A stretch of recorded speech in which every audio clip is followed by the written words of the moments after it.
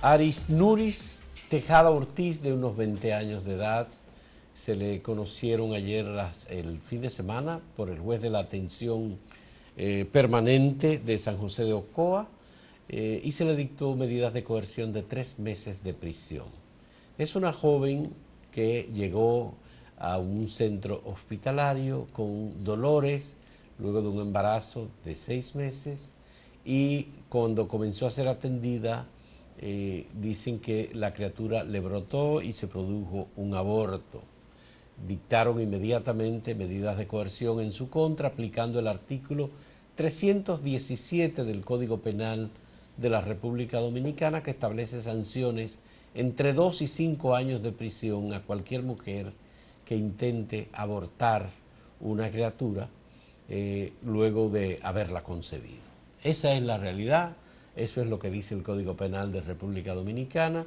Esta joven convaleciente fue enviada a la cárcel Mujeres, a la correccional de mujeres de Baní, con 3 meses de prisión preventiva. Mira, en lo que se investiga el caso. Exacto. Porque hay un proceso de investigación. Sí, no, a ella no se le ha aprobado eso. Hay una acusación en su contra. Hay una acusación en su contra. Yo creo que eso es un abuso. Yo creo que el sistema se ceba contra una joven mujer que ha tenido esta situación.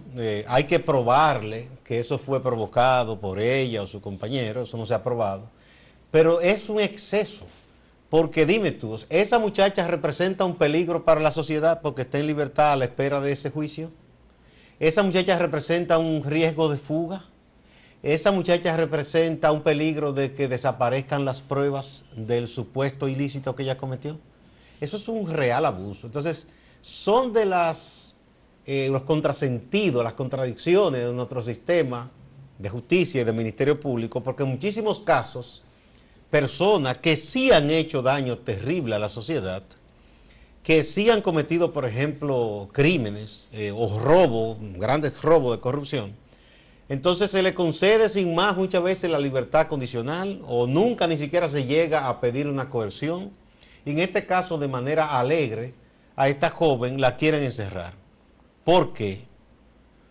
¿Y qué cosa? Coincide con el comienzo de una campaña de las organizaciones feministas que están a favor de la despenalización. Voy a favor de la interrupción del embarazo en las 3 causales. Coincidió, mira qué cosa, es como para remarcar la necesidad de esa campaña de las mujeres y la necesidad de que se retome la excepción de las 3 causales en el caso de la interrupción del embarazo que ha sido planteada para el Código Penal. Pero esto es un real abuso contra una mujer indefensa, se ceban contra ella. Yo estoy seguro que esa gente no tiene 2 pantalones para muchísimos bandidos de esa localidad a otro sitio imponerle una coerción.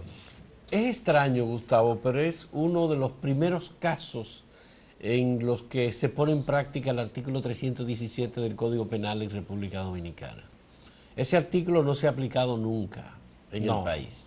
Claro, en el país se producen entre 90 y 100 mil abortos por año, tal vez un poco más, pero obviamente una mujer pobre en un pueblo fuera de la capital, sin ningún tipo de protección, ni siquiera con algún abogado que la pueda ayudar, el sistema se ensaña contra ella. Exactamente. En definitiva, eso es lo que está ocurriendo y lo que va a seguir ocurriendo en la República Dominicana, sobre todo porque tenemos un Congreso que no toma en cuenta los elementos que pueden llevar, por ejemplo, a una mujer a un acto de desesperación, en el caso de que se comprobara, porque Aris Nuris Tejada Ortiz fue la causante de un aborto. Y su pareja, su esposo, han dicho que no, que fue algo que surgió y ellos trataron de buscar ayuda para resolver con el tipo de asistencia médica que se da a una mujer que ha sufrido un aborto natural, pero la acusaron de que fue ella que lo provocó. Bueno, pero como las autoridades son tan estrictas con este tema de la interrupción del embarazo, ellos no entienden el término que tú acabas de mencionar, aborto natural. No existe para ello y por tanto hay que darle prisión a esa mujer. Habrá quienes digan, 3 meses de prisión es poco, necesitamos que le den los 18 meses de prisión que le pidieron para los imputados en el caso de Brecht o el año de prisión que se solicitó y se aplicó para un joven, un criminal que mató a su compañera y a 3 hijos de ella, ¿verdad? Que es una situación muy distinta. Muy distinta, totalmente diferente. Sí. Pero hay un ensañamiento, en definitiva, contra esto. Como tú has dicho, muchas organizaciones sociales, organizaciones de mujeres, organizaciones de la sociedad civil, acaban de iniciar precisamente este fin de semana una campaña que se titula Voy a favor, para que sea incluido en el Código Penal nuevo que se debate en el Congreso Nacional de República Dominicana. Que ha de ser retomado causales, en la nueva legislatura que comienza el 27. El 27. Las 3 causales propuestas por el presidente de la República, Danilo Medina, para permitir la interrupción voluntaria del embarazo. Hablamos de interrupción voluntaria y no es nada más que un término. Es exactamente eso. La mujer que desee, si queda embarazada como resultado de una violación o de un incesto, tener su criatura, puede tenerla. Aquella que desee no tener la criatura de un violador o de un acto incestuoso provocado a la fuerza por un padre o por un abuelo, por un tío, por un familiar, entonces debe tener la opción que el gobierno, que el Estado dominicano le ofrezca la opción de producir una interrupción voluntaria del embarazo. Sin que ella sea penalizada por eso. Sin de ser eso se trata, porque por no es que supuesto. la van a obligar a que lo haga, es si la mujer quiere. En la campaña que acaba de ser lanzada, Gustavo, de Voy a favor, se cita una investigación publicada por Profamilia sobre jóvenes, por ejemplo, y su opinión acerca del debate sobre el Código Penal de República Dominicana. Dicen que el 75% de las jóvenes universitarias encuestadas para conocer su punto de vista sobre el Código Penal y las propuestas que están siendo debatidas, el 75% entiende que debe ser permitido que haya la interrupción voluntaria del embarazo en el caso de las 3 causales. Por cualquiera de las 3, ya sea por el incesto, como acabamos de mencionar, o ya sea porque resulta un embarazo que pone en riesgo la vida de la madre, o ya sea porque se trata de un producto inviable, anencefálico o cualquier otra condición que tenga, bueno, pues lo correcto es que se permita que la mujer interrumpa voluntariamente. Es que hay pequeños sectores, determinados sectores, que son tajantes en eso y que no entran en razón. Porque no es verdad que cualquier persona con 2 dedos de frente va a entender que a una mujer que tiene su plan de vida, tiene su proyecto, una joven que esté estudiando, lo que fuera, y que viene un desalmado y la viole, entonces se le quiera obligar a esa mujer a que ella interrumpa su plan de vida para tener una criatura que ella no buscó, que no es por amor, que no es parte de su proyecto de vida en esos momentos, pero entonces se le quiere forzar a tenerla. No puede ser. Entonces, bueno, ¿a quién le cabe en la cabeza eso? A un obcecado, a un fanático religioso, a un fanático supuestamente del legalismo, de eso que hay. Bueno, ya hubo experiencias y casos en República Dominicana. Tú recuerdas el caso de la joven que resultó embarazada y que había que darle quimioterapias. Esperancita. Esperancita. Entonces, el caso de Esperancita es un caso que debe servir por lo menos para la memoria histórica de la República Dominicana. Creo que con apenas 12 años, la joven había que, por supuesto, para poder salvarla, había que interrumpir su embarazo y no hubo manera. No lo permitieron, le dieron de largas. La madre de Esperancita incluso se ha pronunciado, anda por ahí dando lástima, lamentablemente, quejándose de las autoridades que provocaron la muerte de su hija y, por supuesto, la muerte de la criatura también, porque la idea era que si se interrumpía el embarazo, Esperancita podría salvarse. Pero Esperancita no se salvó. No, porque se esperó y esperó hasta el final y ya fue No, tarde. es que se le colocó un cura de eso irresponsable que anda por ahí, en los medios de comunicación. Ah, sí, sí. A la cabeza del lugar en donde ella estaba y no permitieron de ninguna manera. Igual que algunos médicos que por eso es le que dieron largas es al necesario proceso. Que el Estado dominicano sea laico, porque las decisiones de Estado no pueden estar en manos de una religión. Cada quien que haga su religión, ese es su derecho privado en su templo, en su casa, pero no en los asuntos de Estado, no pueden estar dirigidos por religiosos. Hacemos una pausa.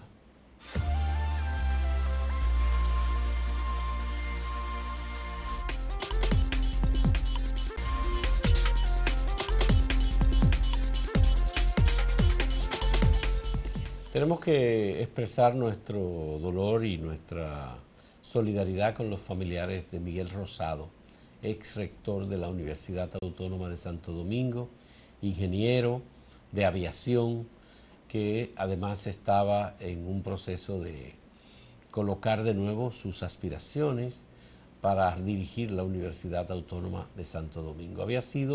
Estaba como asesor en educación superior del presidente de la República, Danilo Medina. Miguel Rosado falleció ayer de un cáncer en el páncreas y lamentablemente esto se produce como en medio de un proceso en el que él estaba. Yo había conversado con él, Gustavo, tuve la oportunidad de hacerle, creo que fue la última entrevista que se le hizo a Miguel Rosado. Él vino en una invitación que le hicimos para conversar sobre sus propuestas para corregir los problemas que existen en la Universidad Autónoma de Santo Domingo. Tuvimos un diálogo de aproximadamente media hora y una de las preguntas que le hice fue, bueno, ¿y por qué usa un sombrero de ala ancha, ¿no?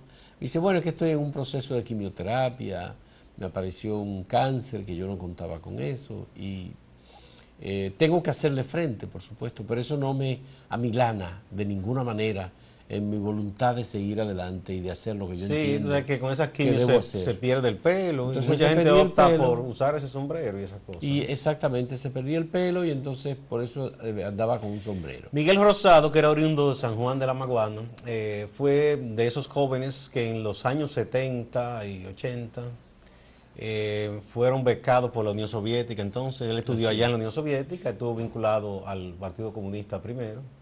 Luego él fue del PRI de Jacobo Masluta, sí, ¿verdad? Y había estado incluso, fue de algunos de esos movimientos que apoyaron a Danilo Medina, era asesor del Poder Ejecutivo. Él fue rector también, además de la UAS, de la Universidad del Caribe, de Unicaribe. Yeah. Y ahora aspiraba de nuevo a ser rector de la UAS. Un académico toda su vida, Miguel Rosado. Bueno, es siempre triste que se pierda una persona valiosa que ha aportado.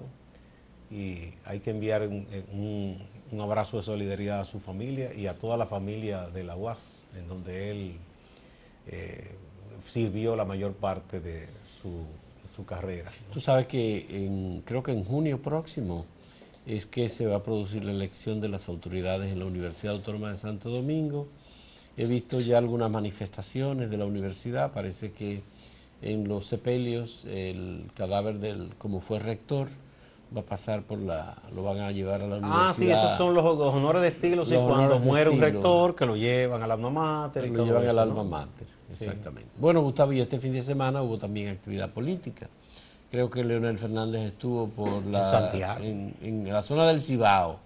Y parece que Leonel está endureciendo su discurso porque cada vez habla con más fuerza. Por lo menos sus activistas están más intensos, ¿no? Sí. Sus seguidores, sí, hacen tendencia en Twitter.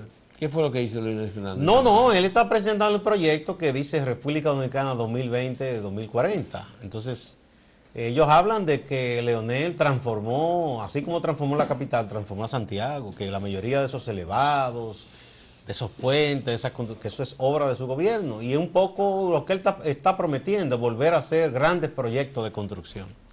Es un poco lo que él está presentando. Se habla de un proyecto, de un ferrocarril también, que es una cosa que hace muchísimos años se ha presentado en varios gobiernos. Mira, un señor llamado Ventura Asilis, que cayó preso, estuvo preso en Puerto Rico. Sí, de origen dominicano. De origen dominicano, fue el promotor de la idea del tren entre Jaina y Santiago. Durante la administración del presidente Hipólito Mejía. Claro que sí, a nosotros nos tocó investigar ese proyecto y era una idea que sobre todo pretendía sustituir el transporte de carga por las autopistas a través de vehículos de gran dimensión, de vehículos de fenatrado.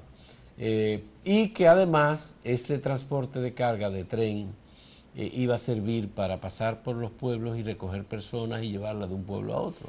Ese, tanto en la ida como en la vuelta. Esa sería como retomar la vieja idea del ferrocarril que se construyó durante la dictadura de Lilis. El de la Vega Sánchez. Era Santiago-Samaná, pero nunca llegó a Samaná ni a Santiago. Se quedó entre La Vega y Sánchez y pasaba por San Francisco de Macorís. Ay, que era de pasajeros por un lado y por el otro también ciertamente de carga. De carga, sí. También había otro por Puerto Plata para allá. Siempre se ha acariciado esa idea y es una propuesta de alguna gente que ha trabajado el tema del transporte y la carga.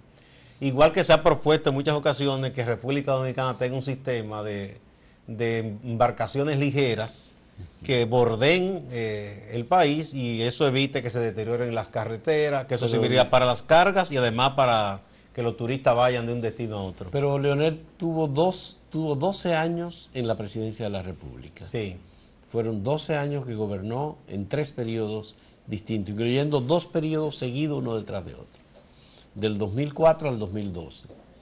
Y no tuvo tiempo para desarrollar eso, pero hizo el metro. Sí, y se habla también de seguir ampliando el metro, etcétera. Es un poco por ahí que va la cosa. Él...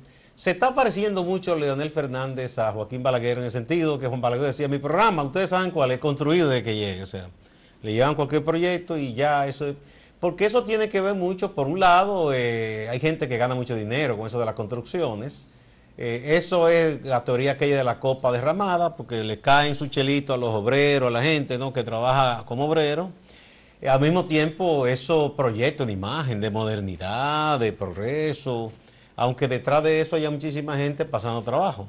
Sí, y detrás de eso hay muchísima gente ganando mucho dinero. Mucho, pero no son tantos los que ganan mucho dinero, son pocos. Incluyendo la construcción sobrevaluada, que tan en boga se hace está. De todo, lo que decía el ingeniero Hanle Herman. ¿Por qué fue que cuando se hacen esos hoyos en la tierra, después no hay forma de medir cuánto se gastó o no se gastó ahí? Eso es muy conveniente a quien le gusta. Álvaro Colón cayó preso la pasada semana en Guatemala. Por un sistema de transporte entre la capital de Guatemala y otras ciudades. Los movimientos de tierra generan los mayores movimientos de corrupción. Y además y permiten esconder muchas cosas, porque una vez que usted hace esa furnia ahí... Digo, uno no tiene que no tienen que atribuirnos que nosotros estamos diciendo que todo el que hace una construcción es para robar, no. Pero aquí sabemos cuál es la historia, ¿no?, con eso.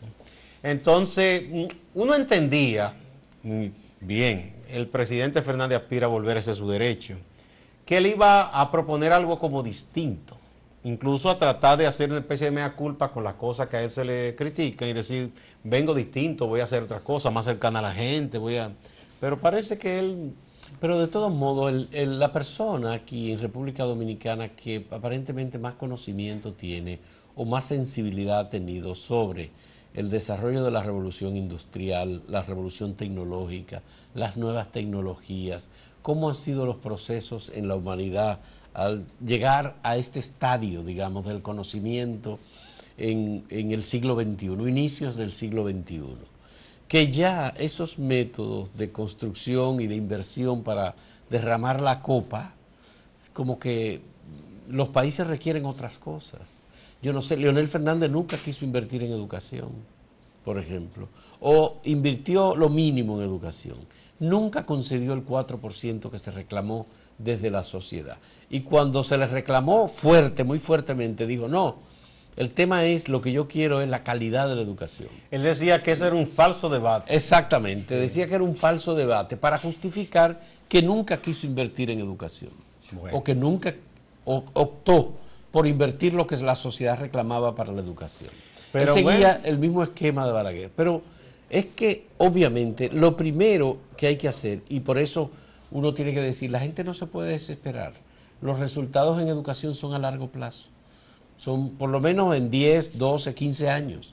No se puede esperar resultados inmediatos. No. De ninguna manera. Claro, hay que tratar de... Por eso hay gente que ya está pidiendo que el 4% no puede todavía sea retirado, que ese dinero es una pérdida. No es ninguna pérdida. No, lo que hay que tratar de siempre mejorar la calidad de esa inversión, enfocarla bien, reforzar la parte ahora de los recursos humanos. Pero eso dura un tiempo. La India y China son potencias hoy económicas porque hace 30 o 40 años comenzaron a invertir en educación. Sí. Hacemos una pausa.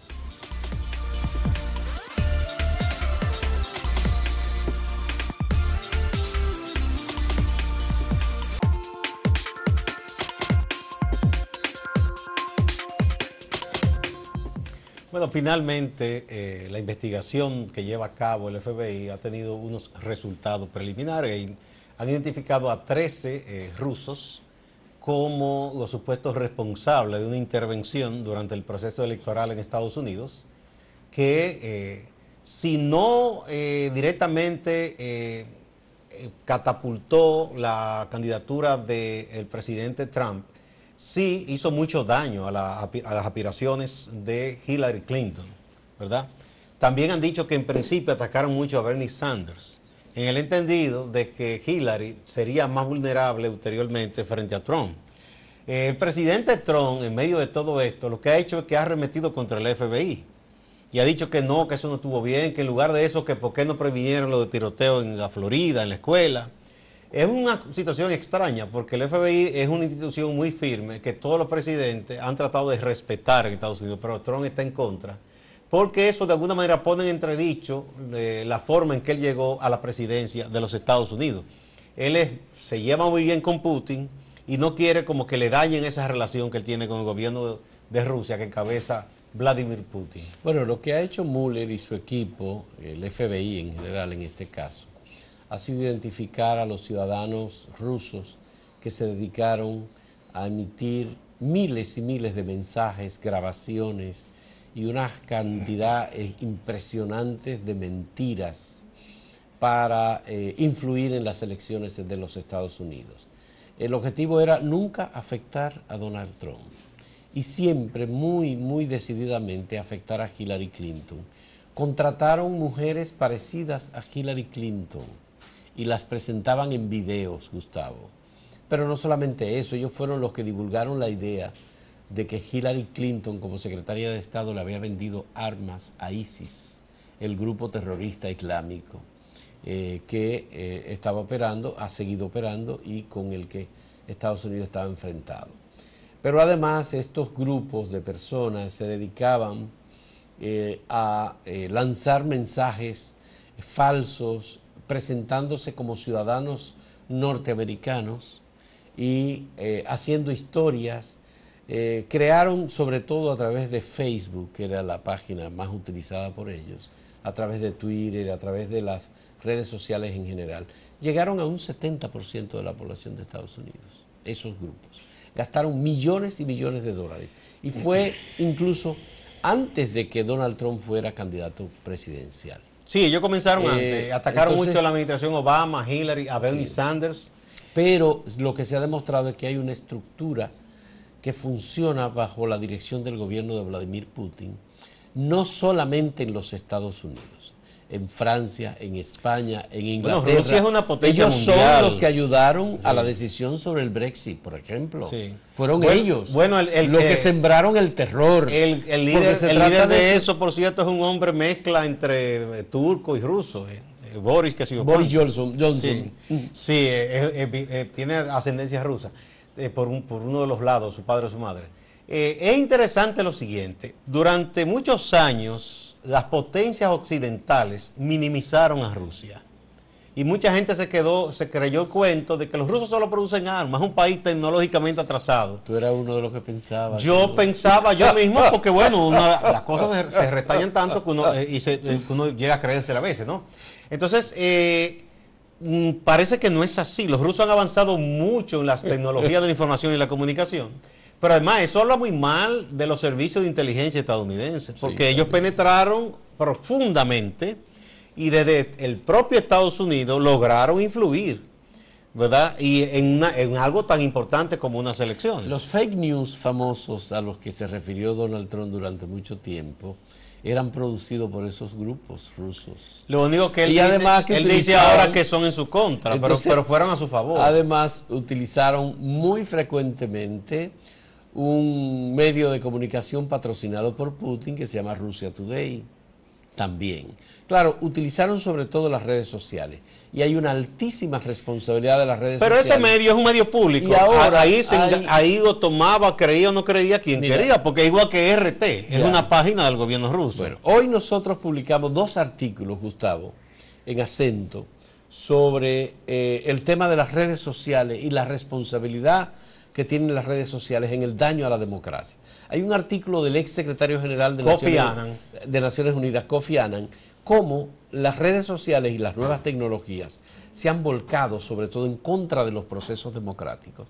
Y hay un segundo artículo de George Soros, un empresario importante de origen húngaro, pero que trabaja sobre todo en Reino Unido. Sí, no, y en Estados Unidos, un gran magnate, tiene muchísimas inversiones en Estados Unidos. Tiene una fundación también. George Soros, hablando sobre todo de la responsabilidad de Facebook en el daño que se está produciendo a los procesos democráticos. Esos dos artículos están publicados hoy en AC. Claro, que como yo digo una cosa, digo la otra. También, mucho que usó Estados Unidos y las potencias occidentales, las redes sociales y todo eso, cuando querían influir en algunas sociedades para provocar protesta o cambiar gobierno. Sí. Porque no podemos olvidarnos de la famosa primavera árabe, que fue una primavera muy asusada. Que fue patrocinada fundamentalmente por las redes sociales. Y Estados Unidos tuvo mucho que ver, y las potencias occidentales, tanto en Libia, tanto en Egipto, en todos esos países. O sea que tampoco es que ellos vienen ahora a lavarse las manos. Este fin de semana el periódico El País publicó un reportaje especial sobre las redes sociales. Y hay una serie de datos que aparecen allí sobre la forma en que las redes sociales han sido manipuladas y cómo los algoritmos de las redes sociales fueron diseñados utilizando inteligencia artificial deliberadamente para crear adicción. Ese es un tema sumamente interesante.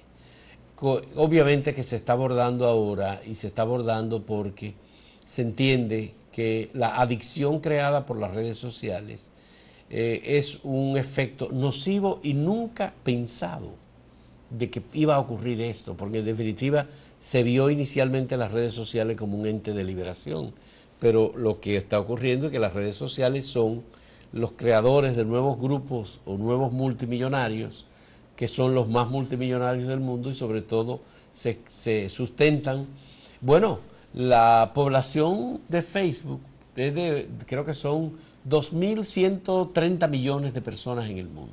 Eso es la población de China, más la de Rusia, más la de Estados Unidos juntos. Sí. Sí. Entonces, tú sabes lo que eso representa en términos de los ingresos de publicidad que reciben esas redes. Bueno, esos muchachos sí han ganado mucho dinero. Han ganado mucho dinero. Bueno, pero hay que decir que no es que uno esté satanizando las redes sociales ni las tecnologías de la información y la comunicación. Son necesarias, son una realidad. Lo que uno piensa es que todo el que accede a ellas debe hacerlo con sentido crítico, y como todo en la vida, usted se hace adicto a cualquier cosa si usted quiere o si usted se deja. Una gente no puede invertir el 80% de su tiempo a estar metido en las redes sociales, porque entonces estaría desperdiciando su vida. Es una falsedad, un mundo falso. ¿Tú recuerdas cuando nosotros estudiábamos, que se hacían esos estudios era sobre la televisión y la radio, todavía no existían las redes sociales?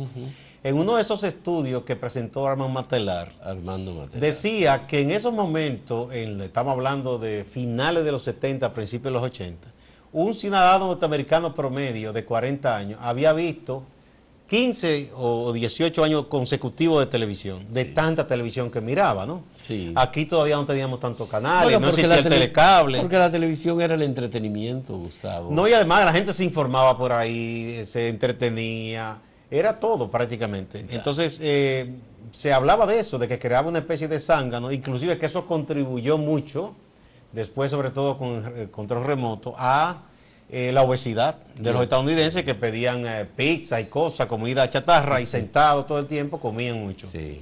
Pero bueno, ya hemos superado totalmente eso. Estamos en una revolución tecnológica impresionante. Yo no estoy tan seguro porque ya no ven los canales, pero están todos esos sistemas de todas estas cosas, de Netflix y esas cuestiones, y todas esas páginas que los jóvenes piratean y conectan a la televisión. O sea que todavía hay mucha gente que pierde mucho tiempo. Lo que pasa es que ahora es el celular, Gustavo, y el celular... el móvil, la tableta. El móvil, tú lo llevas en los bolsillos, tú lo llevas a todas partes, en tu automóvil, donde quiera que tú vayas, tú estás conectado a Internet. Es una adicción andante y permanente. Permanente, ya no es así. Bueno, será hasta mañana. Hasta mañana.